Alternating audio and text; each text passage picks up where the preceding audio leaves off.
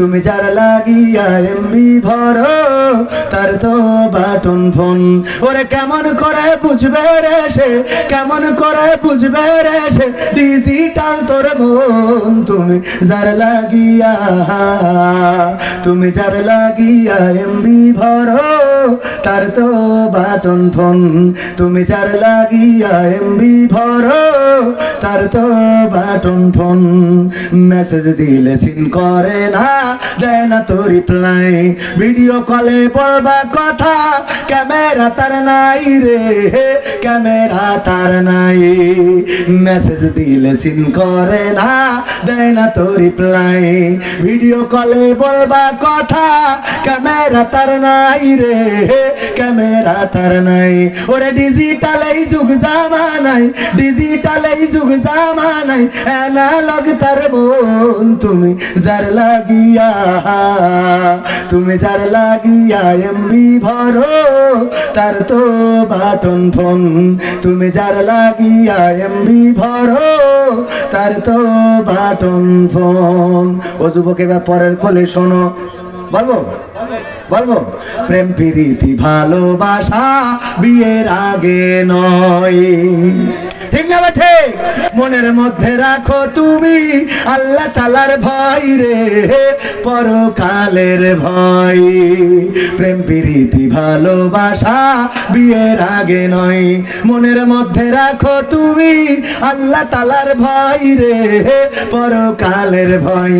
ওরে তবেই তুমি মুক্তি পাবা, তবেই তুমি মুক্তি পাবা দোজখের আগুন। তুমি যার লাগিয়া, তুমি যার লাগিয়া এমবি ভরো তার তো বাটন ফোন। তুমি যার লাগিয়া এমবি ভরো তার তো বাটন ফোন। ওরে ডিজিটাল এই যুগ জামানাই, ডিজিটাল এই যুগ জামানাই অ্যানালগ তার মন। তুমি যার লাগিয়া, কথা কি বোঝা গেছে?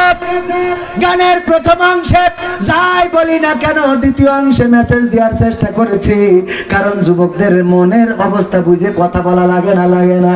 আগে সুন্দর করে বুঝাই নিতে হয়। ওগো আমার যুবকেরা, কোরআনের জন্য, ইসলামের জন্য পরিবর্তিত হতে হবে। ওমরের মতো, খাব্বাবের মতো, খুবাইবের মতো, আব্দুল উজ্জার মতো।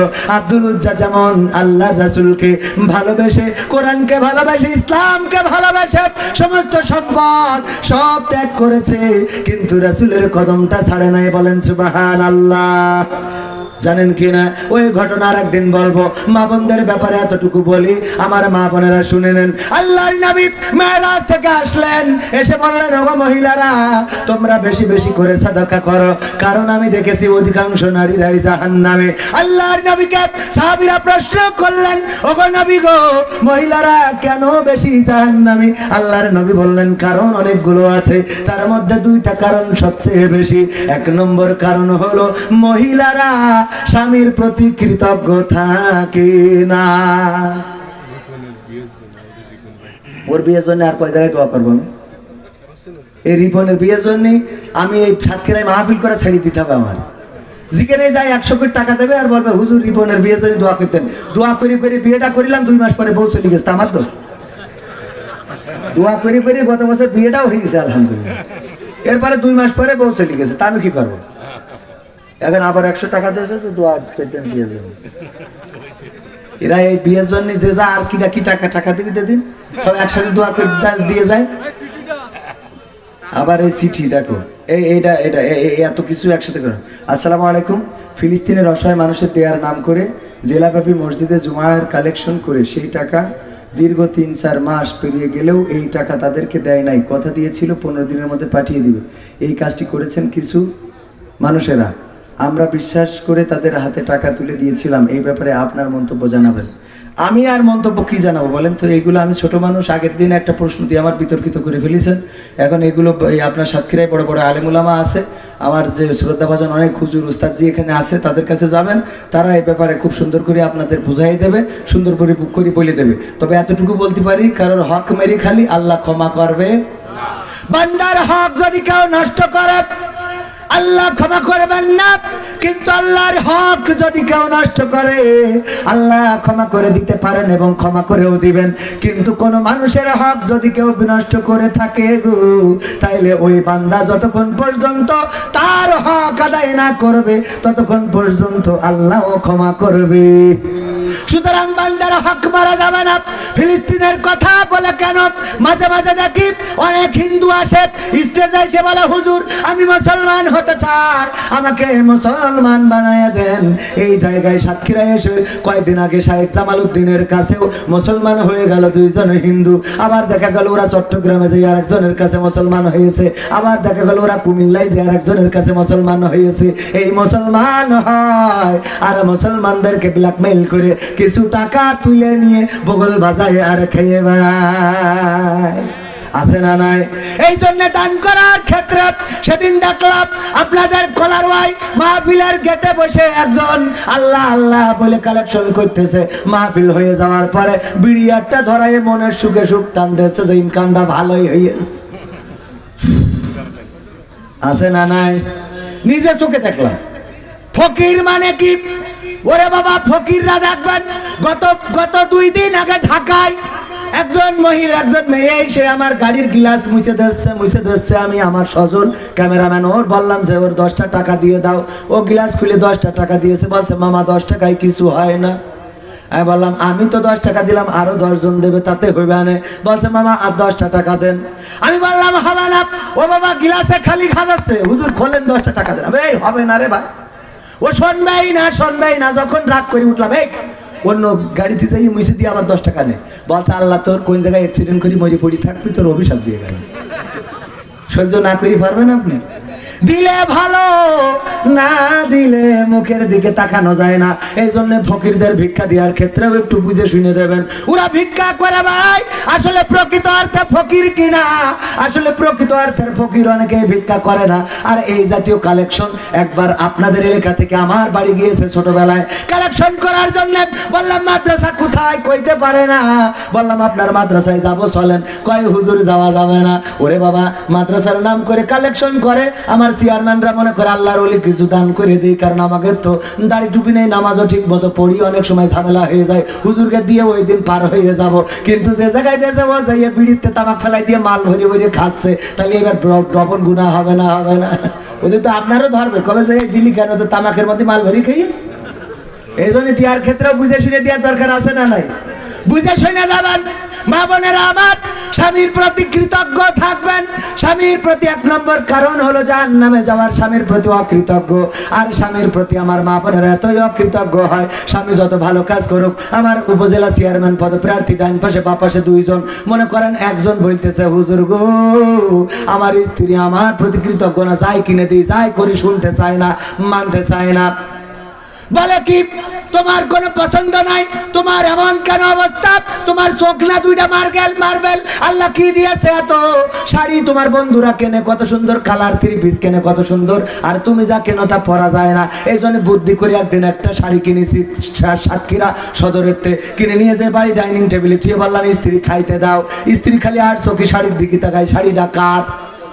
আমিও কিছু বলি নে, এক ফাঁকে বলে বসলো শাড়ি কার? আমি বললাম আমার বন্ধু কিনেছে, ওর বোঝনি, মানে বুদ্ধি করি আর কি করেছে। তা বলছে দেখো দিন শাড়ির কালারটা কত সুন্দর, দেখো দিন শাড়িটা কত ভালো, রংটা কত সুন্দর, পায়টা কত সুন্দর, সুতোগুলো কত সুন্দর। তা বলছে তোমার পছন্দ হবে না, তুমি যা কেন তা কি পরা যায়? তোমার কি নজর? তোমার আল্লাহ চোখ দিন 2টো মার্বেল দিয়েছে, আমার আব্বা যে কার সাথে বিয়ে দিয়েছে আমার। কান্নাকাটি শুরু করেছে। তা বলছে তোমার যদি পছন্দ হয় তা শাড়িটা তুমি নেও, অসুবিধে নেই। আমি চেয়ারম্যানকে সাথে মারামারি করা লাগে করবানে, এই শাড়িটা নিয়ে আরে আনন্দ জাকায়, যেটা অনেকদিন ধরে ভালো একটা শাড়ি পাইছি। হ্যাঁ, এবার শাড়িটা নিয়ে ওই শাড়ি নিয়ে যখন রাত্রি শোয়ার সময় স্বামী জিজ্ঞেস করছে, ধরেন আমাদের মশিউর রহমান ভাই জিজ্ঞেস করতেছে সর্দার ভাই যে শাড়িটা কি সত্যি তোমার পছন্দই? তা বলছে খুব পছন্দ। কেন তুমি তো কেন নি? তোমার বন্ধু কবির বিন সামাদ কিনেছে, ওর পছন্দ ভালো, ওর চয়েস ভালো, নজর ভালো, তুমি যা কেন ও তো পরা যায় না, পরি মানুষের সামনে যাওয়া যায় না। তা বলছে দেখো হায়াত মতির কথা বলা যায় না, কবে মরি বাসি। দেখো আমি সত্যি কথা বলতে তোমার ভালোবেসে সাতক্ষীরাতে নিজের টাকা দিয়ে আমি তোমার জন্য শাড়িটা কিনেছি। তা বলছে তাহলে এর রং থাকবে না, তাহলে এরা মা কৃতজ্ঞ আছে না নাই? কোন মাটিতে তৈরি রে তুই মা, কোন মাটিতে তৈরি রে তুই মা, কোন মাটিতে তৈরি রে তুই মা, কোন মাটিতে তৈরি রে তুই মা। মাশাআল্লাহ, নারায়ে তাকবীর, নারায়ে তাকবীর। আমার মশিউর রহমান ভাই, মশিউর রহমান ভাই জিন্দাবাদ, জিন্দাবাদ। দেখেন উপজেলা চেয়ারম্যান পদপ্রার্থী, বর্তমান উপজেলা ভাইস চেয়ারম্যান। দেখলো ভাইস চেয়ারম্যান হয়ে সব কাজ করা যায় না, কারণ চেয়ারটা একটুখানি খাটো রয়েছে, এই জন্য বড় চেয়ারটা দরকার। 5,000 টাকা মাহফিলের জন্য দান করেছে রে। আল্লাহ দানকে কবুল করে নাও, লেখা দিয়ে দাও, মনের স্বপ্ন পুরা করে দাও। আপনজনদেরকে কবুল করে নাও আল্লাহ, দানে দানের ওসিলায় তুমি আপনজন যারা কবরে, কবরগুলো জান্নাতের বাগান বানাইয়া দাও, বলেন আমিন। আর কেউ এরম দেবেন না? ডানি ভাই আছেন কেউ দেওয়ার মতো? কেউ দেবেন? হ্যাঁ, আগে দিয়েছে, আগে দিয়ে যখন আর কষ্ট না দিই, বুঝতে পারো। হ্যাঁ, না না, ওটা ওটা ওটা থাকবো, ঝামেলা বাঁধানো দরকার নেই। আগামীতে আমার মা বোনদের জন্য 1 নম্বর কথা বলেছি, 2 নম্বরটা বাকি থেকে গেছে না, 2 নম্বরটা অন্তত বলে যায়।